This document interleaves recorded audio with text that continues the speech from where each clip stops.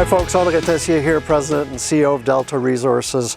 We're on the property here at our Delta 1 property, and I was reminded that some of our investors have asked me the type of target or the type of geological target or type of gold deposit that we are chasing here at the Delta 1 property just west of Thunder Bay.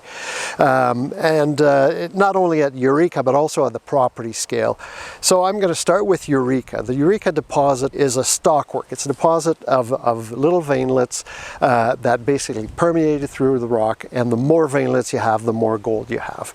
Now these veinlets have a very distinct orientations, and the orientation of these veinlets is letting us know that the gold deposit formed at a very specific time during the evolution of the greenstone belt, and that would lead us to believe that this is a good mesothermal lode gold type of deposit.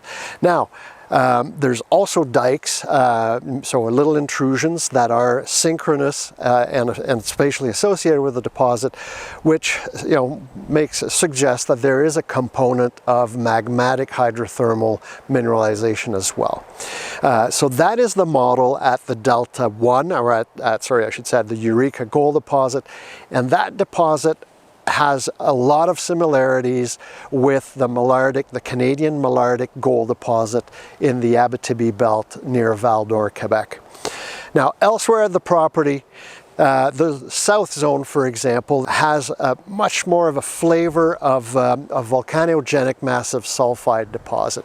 The host rocks there are pyrite, sericite, quartz schists that are gold bearing. You may remember incl gold in 1989 intersected 0.7 grams per ton gold over 39 meters, and that is a characteristic of these types of deposits. They are more they have, like I said, a volcanogenic massive sulfide affinity. They are rich in pyrite, rich in gold, such as the Laronde deposit, for example, again in the Abitibi belt near Val-d'Or. Elsewhere on the deposit, we have the I zone. The I zone clearly are mineralized dikes, and they are cyanidic in composition, and those appear to be magmatic hydrothermal.